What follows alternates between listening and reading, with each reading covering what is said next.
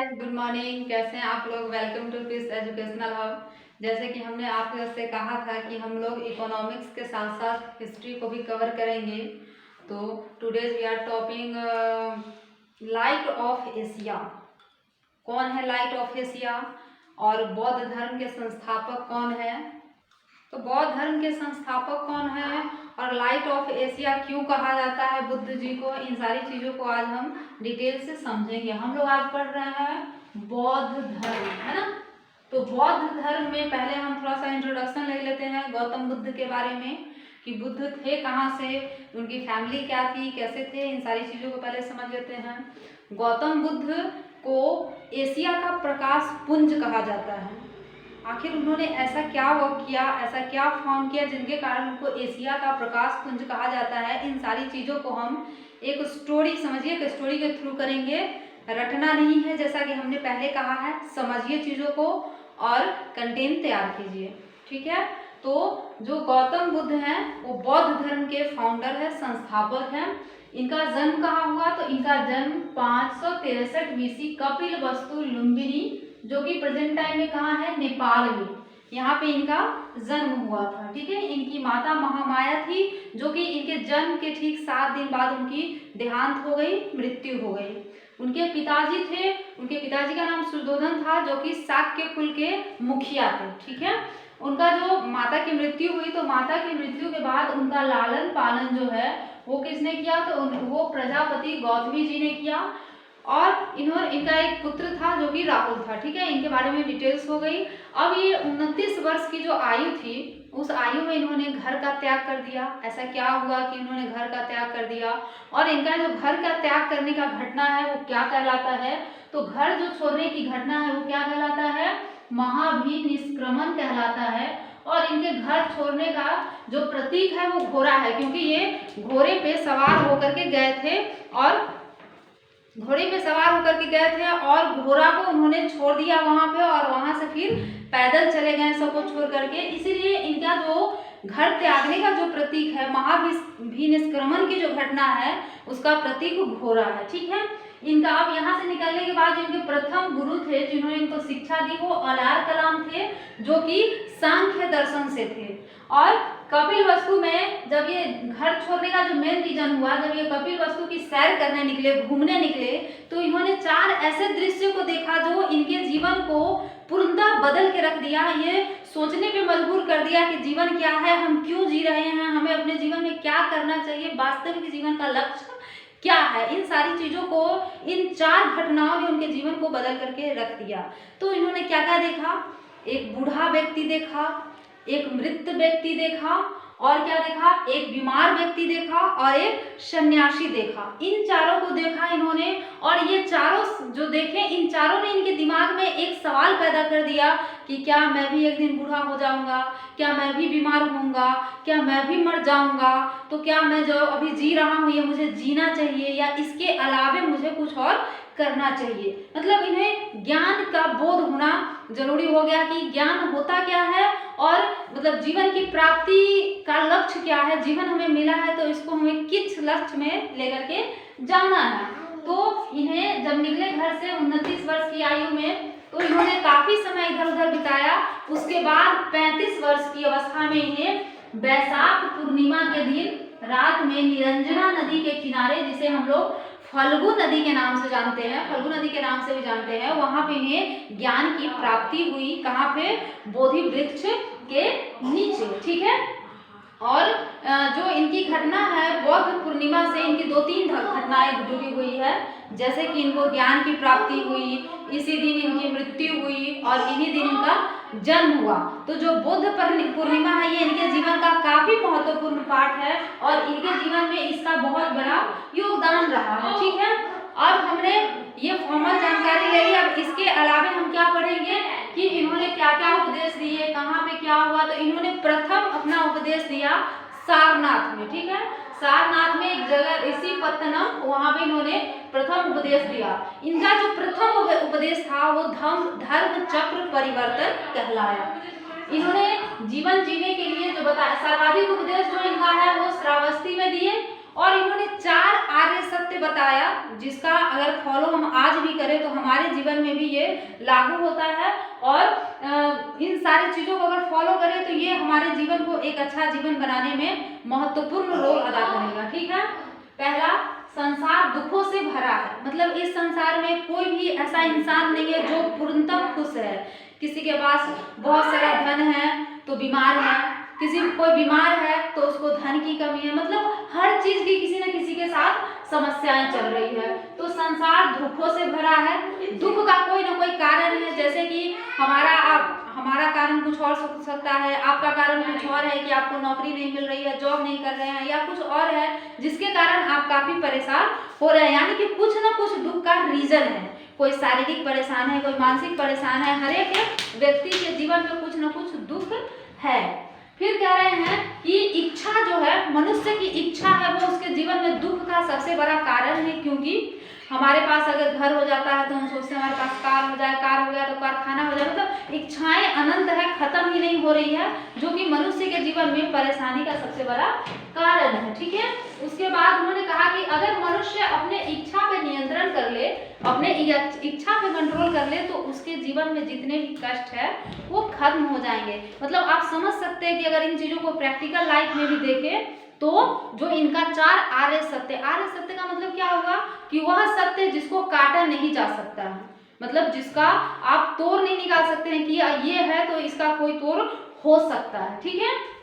उसके बाद उन्होंने इसको प्राप्त करने के लिए, जो 4 आर्य सत्य है उसको प्राप्त करने के लिए अष्टांगिक मार्ग दिया।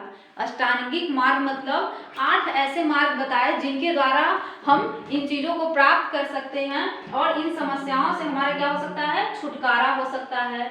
जैसे कि उन्होंने कहा कि सम्यक दृष्टि रखना चाहिए, सम्यक वाक रखना चाहिए, सम्यक संकल्प, मतलब इन चारों चीजों, 5 चीजों को, 8 चीजों को, मतलब अष्टांगिक मार्ग को फॉलो करना है। उसके बाद उन्होंने 10 सील दिए। 10 सील में जैसे कि क्रोध है, आदमी को अपने क्रोध पे नियंत्रण करना चाहिए, लोभ पे नियंत्रण करना चाहिए, मतलब ऐसे सील जिनके द्वारा मनुष्य इन सारी चीजों से निजात पा सकता है। उसके बाद इन्होंने 3 दर्शन दिए जो कि काफी महत्वपूर्ण है। अनेकेश्वरवाद, मतलब अनेश्वरवाद, ईश्वर नहीं है कोई भी। आप अगर, हमारी आस्था है कि हम मंदिर जाते हैं, मस्जिद जाते हैं, गुरुद्वारा जाते हैं, सिख जाते हैं, लेकिन उनके अनुसार कि ईश्वर आदमी का जो कर्म है, जो आदमी कर्म करता है वही ईश्वर है, उसी के अनुसार उसका अच्छा बुरा कर्म फल जो भी है निर्धारित होता है। यानी कि क्या है, ईश्वर नहीं है, अनेश्वरवाद है। ठीक है। उन्होंने फिर शून्यवाद दिया, दूसरा उनका जो है शून्यवाद है, यानी कि सब कुछ क्या है जीवन में एक जैसा है, न कोई बड़ा है न कोई छोटा है, ना आप बहुत बड़े हैं ना हम बहुत बड़े हैं, ना आप राजा है ना हम रंक है, मतलब कि हर मनुष्य एक जैसा है, किसी को किसी से भेदभाव नहीं करना चाहिए। ठीक है। उसके बाद उन्होंने क्या दिया, क्षणिकवाद, यानी कि जो संसार में है वो क्षणिक है, यानी कि अस्थाई कुछ भी नहीं है। आज हमारे पास सब कुछ है, कल किसी और के पास है, आज मनुष्य है कल नहीं है, मतलब ये संसार जो है, ये जीवन जो है वो क्षणिकवाद है, क्षणिक जीवन है ना। फिर उन्होंने 3 रत्न दिया, बुद्ध, संघ और धम्म। बुद्ध का मतलब जो बुद्ध के समकालीन थे, यानी कि जो बुद्ध के आयु एज के थे। संघ मतलब यानी कि जो लोग घर को त्याग करके, गृह त्याग करके आश्रम चले जाते हैं, ऋषि बनते हैं, तपस्या करते हैं। तो अगर मान लीजिए कि हम लोग तपस्या में चले गए तो ये हमारे लिए तो पॉसिबल नहीं है। फिर धम्म आता है, यानी कि धम्म में उन्होंने कहा है कि बुद्ध के जितने भी उपदेश है, जो उन्होंने सील दिए, उन सारे चीजों को हमको फॉलो किताब के माध्यम से करना है, किताब को पढ़ना है और किताब के माध्यम से उसको हमें समझना है। ठीक है। फिर वो जो बुद्ध जी थे वो कहाँ थे, कुशीनगर यूपी में गए, जो कि मल्ल महाजनपद में आता है। वहां पे उनका जो शिष्य था चंदू, जिन्होंने उन्हें दूषित खाना दिया, जिसकी वजह से उनकी क्या हो गई, मृत्यु हो गई। यानी उनकी मृत्यु, अच्छा हाँ, उनकी जो मृत्यु की घटना है वो क्या कहलाती है, तो महापरिनिर्वाण कहलाती है। ठीक है। और महापरिनिर्वाण उनको कब प्राप्त हुई, तो 483 ईस्वी में, जो कि 80 वर्ष की आयु में उनकी, बुद्ध जी की मृत्यु के बाद क्या हुआ, तो उनकी मृत्यु के बाद 3 संगतियां हुई, 4 संगति हुई। जो कि कहाँ कहाँ पे हुई और उस समय अध्यक्ष कौन थे और कहाँ पे हुई, इन सारी चीजों को हम करेंगे। तो टाइम पीरियड पहले ले लेते हैं। जो प्रथम बौद्ध संगति हुई वो 483 बीसी में हुई, जो कि कहाँ, राजगीर जिसको आप राजगृह भी बोल सकते हैं, राजगृह के नाम से भी जानते हैं। और उस समय अध्यक्ष जो कौन थे वो महाकश्यप थे, ठीक है। और शासक उस समय कौन थे, तो अजात शत्रु थे। प्रथम बौद्ध संगति याद कीजिए 483 बीसी कहाँ पे हुई, तो राजगृह में हुई। उस समय जो अध्यक्ष थे वो कौन थे, महाकश्यप थे, और शासक जो कौन थे, अजात शत्रु थे, ठीक है। उसके बाद दूसरी बौद्ध संगति का टाइम पीरियड 383 बीसी, 383 बीसी, जो कि कहाँ हुआ, वैशाली में हुआ। और उस समय के अध्यक्ष कौन थे, तो सावाकामी थे। और उस समय जो शासक थे, यानी कि जो वहां के शासक थे वो कौन थे, तो उस समय कालाशोक जो थे वो शासक थे। फिर सब में कितने दिन का आप गैप देख रहे हो, इससे इसमें लगभग 100 बीसी का गैप देख रहे हैं, ठीक है। फिर ये भी लगभग नियरेस्ट उसी के आसपास है। फिर हुआ कब, 255 बीसी में, जो कि कहाँ हुआ, पाटलिपुत्र में हुआ।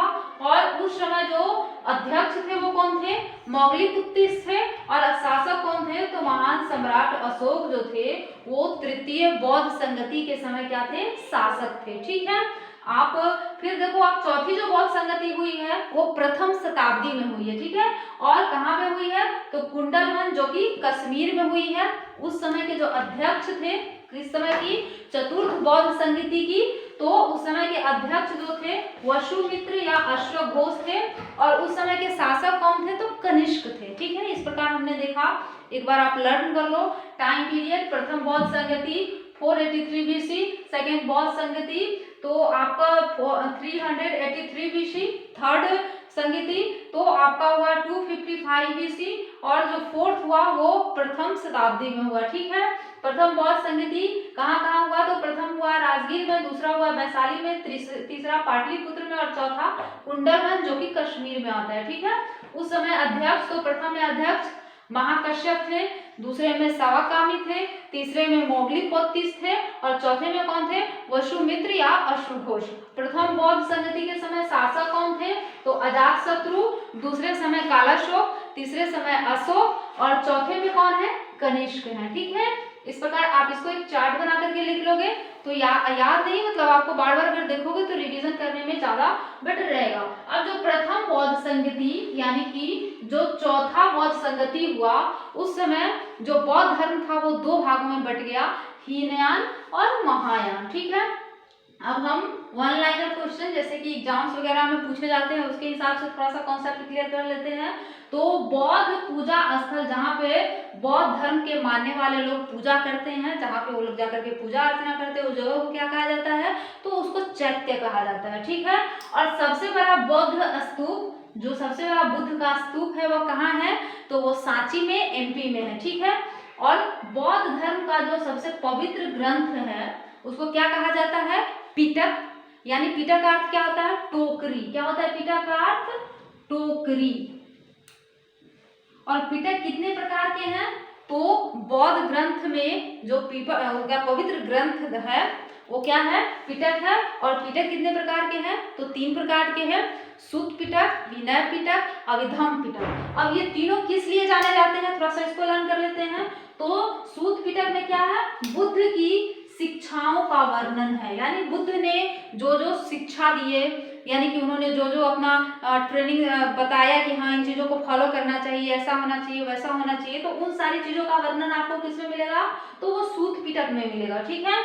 अब विनय पिटक में क्या है, तो विनय पिटक में बौद्ध भिक्षुओं के लिए आचरण संबंधी नियम, मतलब विनय पिटक में बुद्ध भगवान का ये नियम है कि हमें कौन सा आचरण रखना चाहिए, किस आचरण को फॉलो करना चाहिए, है ना। उनके जो भिक्षु हैं उनका आचरण कैसा होना चाहिए, उनके संबंधी जो नियम है वो किसमें है, तो वो विनय पिटक में है, ठीक है। और अभिधम पिटक में क्या है, तो बौद्ध मतों की दार्शनिक व्याख्या, यानी फिलोसफिकल जो व्याख्या है, जो डिस्क्रिप्शन है वो किसमें है, तो आपको मिल जाएंगे अभिधम पिटक में, ठीक है।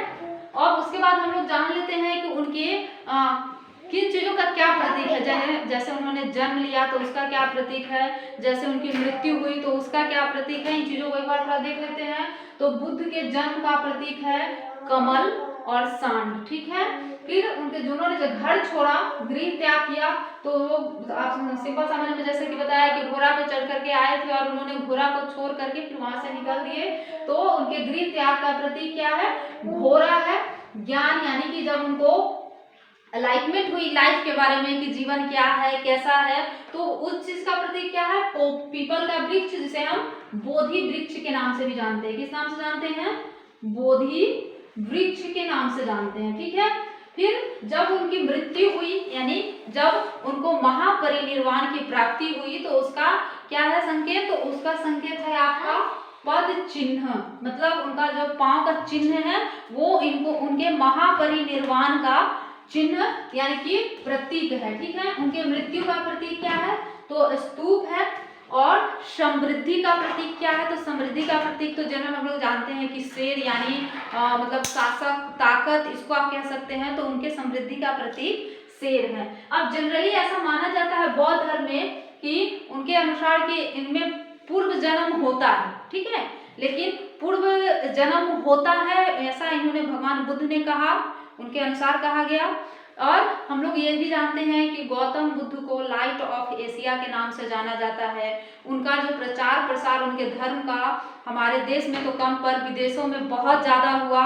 बहुत ऐसे देश हैं जहाँ पे उनके धर्म को, उनके ज्ञान को, उनके धर्म को मानने वाले बहुत सारे लोग हैं। उनके बहुत सारे मतलब आप कह सकते हैं फॉलोअर है जो उनकी बातों को, उनके कहे गए नियमों को, उनके कहे गए हर चीज़ों को अच्छे से फॉलो करते हैं। और हमारे जीवन में भी नहीं, ये सिर्फ एक बुद्ध की भगवान बुद्ध की किताब कहानी नहीं हो सकती है। अगर इन चीज़ों को हम अपने जीवन में भी फॉलो करें तो इनसे हमें बहुत सारी चीज़ों की अच्छी आदत, अच्छे ज्ञान और अच्छी हर एक चीज़ों की प्राप्ति हो सकती है। तो ये सिर्फ एक बुद्ध नाम नहीं, एक परिचय नहीं, एक जगह स्थान नहीं, ये एक ऐसा ज्ञान है, एक ऐसा प्रतीक है जिसको इंसान अपने जीवन में लागू करे तो वो भी बहुत आगे तक जा सकता है, ठीक है। आप इन चीज़ों को एक दो बार देखिएगा, बार बार देखिएगा तो आपको ज़्यादा समझ में आएगा। और अगर कुछ प्रॉब्लम होती है तो प्लीज़ आप कमेंट सेक्शन में कमेंट जरूर कीजिए और लाइक शेयर सब्सक्राइब जरूर कीजिए। Thank you.